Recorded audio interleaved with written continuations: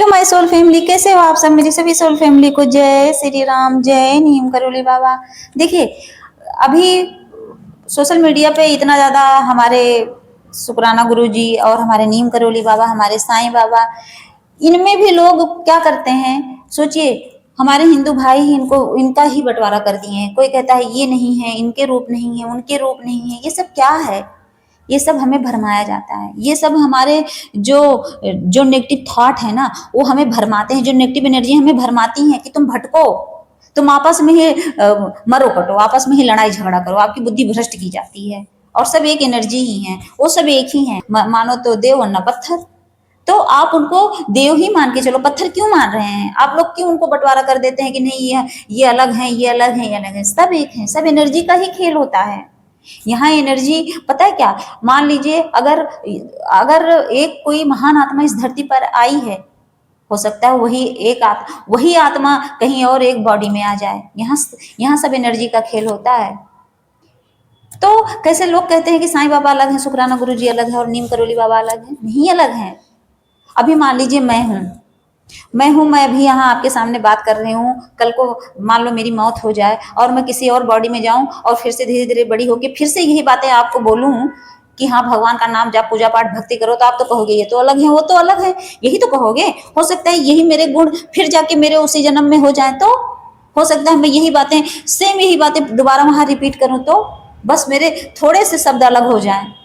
मैं बोल रही हूँ नाम जाप पे ध्यान दो और वहां जाके बोलूं राम नाम पे ध्यान दो, बस ये शब्दों का तो खेल है। तो कैसे आप कह सकते हो कि अलग है? कोई अलग नहीं होता है। ये हमारी जो बॉडी है, ये जो हम शरीर लेके इस धरती पर आते हैं, तो एक कपड़े की तरह है।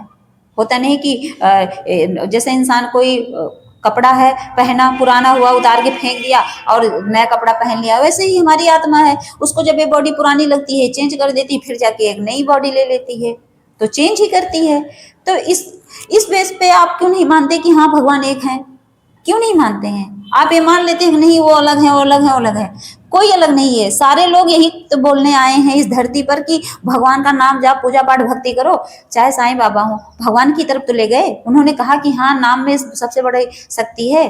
ओम साईं राम कह के वो यही कहते कहते समझ लो दुनिया से चले गए और कोई समझ नहीं पाया। बाद में उनकी पूजा होती है। कहते नहीं, जब महान आत्माएं यहाँ आती हैं तो उनकी कोई वैल्यू नहीं रहती। उनकी वैल्यू कब होती है पता है? कब? जब दुनिया से चले जाते हैं तब। सबकी बात नहीं कर रही हूँ। बहुत से ऐसी महान आत्मा है कि आते ही उनकी वैल्यू शुरू हो गई, लेकिन कुछ ऐसी महान आत्माएं हैं जिनको जीते जी पत्थर मारा गया। उसके बाद क्या? बाद में उनकी पूजा की गई।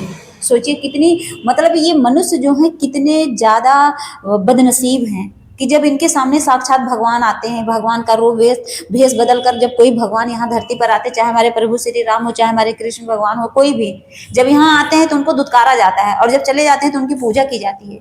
कितने बदनसीब इंसान है। इंसान कहता है प्रभु साक्षात दर्शन दे दो, और उसके बाद मूर्ति के सामने जाके खड़े होंगे, कहेंगे प्रभु दर्शन दो, दर्शन दो, दर्शन दो। अब जब साक्षात आके चले जाते तो कहते हैं तो मनुष्य थे। तो ये हमारी बदनसीबी है ना। तो उसमें हम उनके रूप को क्यों कहते हैं कि ये अलग है, ये अलग है? कोई अलग नहीं है। बस भगवान को ये पता है कि कहाँ मुझे किस भेष में जाना है और कहाँ किसको कैसे समझाना है, तभी भेष बदल के आते हैं भगवान।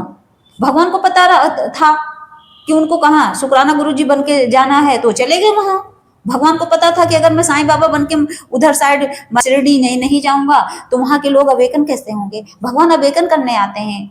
एनर्जियां हैं, वो सब एनर्जी हैं। हमारे नीम करोली बाबा को पता था, उनको कैंची धाम ही जाना था क्योंकि उनको अवेकन करना था। यहाँ भी मंदिर है हमारे, हम लोग गए थे दर्शन करने। तो ऐसा नहीं है कि जो है कि ये लोग अलग हैं। बस इतना जान लीजिए कि अलग नहीं है। अच्छा सोचिए 2 मिनट के लिए, जैसे मान लीजिए हमारे पास कोई, हमें मम्मी पापा कोई कपड़ा दिलाते हैं तो क्या करते हैं हम? मान लीजिए आपका मनपसंद कपड़ा ना हो तो आप पहनते हो? नहीं पहनते ना। ऐसी जो महान आत्माएं होती हैं ना, वो जब तक उनको अपनी मनपसंद जगह, अपना मनपसंद बॉडी नहीं मिलती तब तक वो इस धरती पर आते नहीं है। इतना लिख के रख लीजिए। वो तभी तो डिवाइन टाइमिंग होता है, तभी तो डिवाइन टाइमिंग फिक्स होता है कि वो एनर्जियां तभी आएंगी जब उनका सही टाइम होगा, सही जगह निर्धारित होगी कि हाँ इस जगह आना बहुत कंपलसरी है। तब उनको यूनिवर्स भेजते हैं, उनको वो डिवाइन द्वारा महान आत्माओं को भेजा जाता है कि आपका काम है यहाँ जाके इतनी आत्माओं को अवेकन करना। तब वो आते हैं महान पुरुष। और सब एनर्जी का ही खेल होता है। ये एनर्जी का ही तो खेल है। आपके अंदर जो आत्मा है, आपको लगता है कि मेरे अंदर कोई और आत्मा है, आपके अंदर नहीं, सब भगवान के ही अंश हैं। वही आत्मा आपके अंदर है, वही मेरे अंदर है। तो इसीलिए इसको समझिए और भगवान को मत बांटिए, और ये हमारे महान आत्माओं को मत बांटिए। ये हमारे बाबा नीम करोली बाबा मेरे हनुमान बाबा के रूप हैं।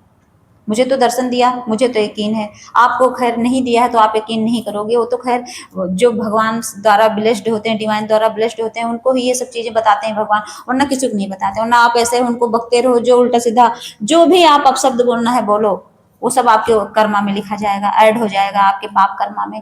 हम क्यों बोले, हम अपनी तरफ से क्यों पाप के भागी बने। बाकी मेरे लिए तो तीनों एक ही हैं, तीनों एनर्जी हैं, तीनों मेरे लिए भगवान का ही रूप है।